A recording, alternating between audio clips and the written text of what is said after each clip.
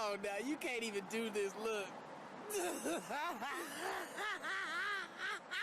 And my whole message was to stop the violence and increase the peace in 1993. And to see that it's starting to pick up momentum through some of the individuals that I influence, some of the individuals that I done music with, is picking up the torch and incorporating nonviolent activities, nonviolent events. Because if we can have events like this throughout the city, everybody is going to generate momentum. Everybody's going to generate more record sales, more streaming, and everything. And it's like it's a blessing to have the OGs as well as the new up and coming artists. And a lot of the new artists is even more established than some of the OGs. Yep. So just to have that collaboration and that mix is a blessing. It is. It is. You know.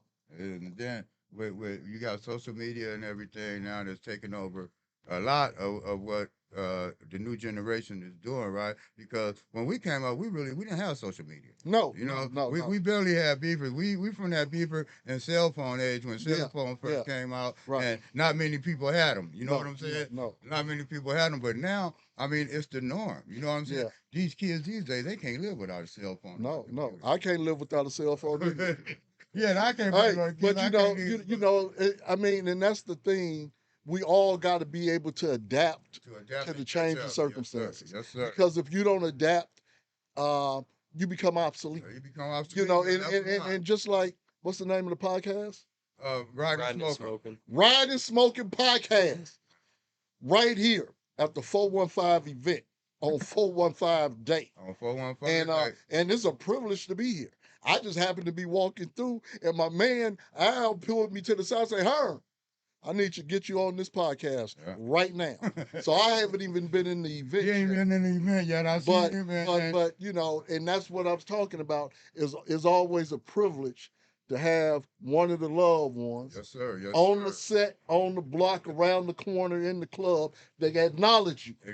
Because if you wasn't out there, I would have just kept walking. Right. but with the relationship that me and you have, yes, sir. Oh yeah, without a doubt, I'm gonna stop. Rapport, like established rapport, is extremely important. Yeah, man. I did some work. I graduated with my bachelor's in architecture at the academy in 2019, but I did my thesis in. We did a design build, so I worked a lot in Hunters Point. I lived in Bayview, and I worked at the Willie Mays and the Boys and Girls Club. And they explained to me at the same thing too, was like, there's that like line, right? It's hard to work with. We couldn't work with both groups at once, right? Because there was tension. You know, there's still tension. But it was humbling to see, because it's the biggest community I've ever seen. Like out in San Francisco, you can't even go next door and ask your neighbor for sugar in some spots, right? But out there, that's all it is. So we built that pavilion out there for them to do, like, because they were growing food with the raised beds because of all the radiation in the ground. So no, it was great to go out there and talk with them and work with them. You know, it's a blessing. You know what I mean? I was born and raised in Hunters Point. The Boys and Girls Club is where we all initially got our reputation.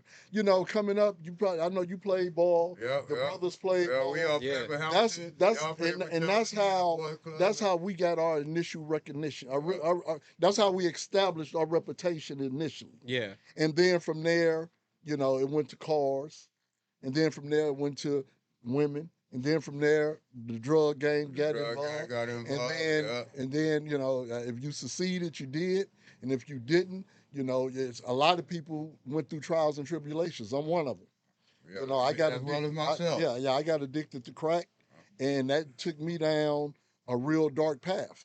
But fortunately, and thanks to God, I was able to rehabilitate myself by going to prison, getting around convicts, and coming out and been clean and sober for 32 years now. Yes, sir. And congratulations. Man, Herm, we kind of got some of the same backstory. You know what I'm saying? In the 90s, I fell off a little bit, got addicted to crack, got addicted to heroin. But at the end of the 90s, man, I found myself in trouble.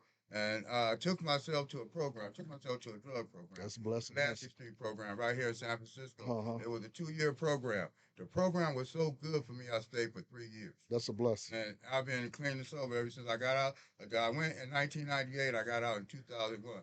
I've been clean ever since. That's a blessing. You know what I'm saying? I mean, I socially, I drink, you know what I'm saying? I smoke my marijuana, but I haven't used a hard drug. Right. And down there 25 years. And that's good. You know, my thing is the smoking and the occasional drinking, as long as you can function. Right. Oh, that's a blessing. That's a blessing. Hey, I got to get up in here and see what's going on. Hey, Herm, Appreciate the time, man. I want to thank you, bro. We're going to get together again. I got to have you. We Oh, got yeah, to sit down yeah, and just get him some real San Francisco history Right. and talk about the gentrification, about how our families can't afford to live in the city we Yeah, was born in. yeah, that's Herm, bad. That's I love bad. you, bro. That's bad. I appreciate your Okay, time and it's effort. all We're going to do love. this, It's all bro. love, for sure. Thanks again. My One guy, love. Herm Lewis. Yes, One sir. love. Peace. Thanks for coming by, brother. Ride and smoking, baby. Yes, sir. Come on now, you can't even do this. Look.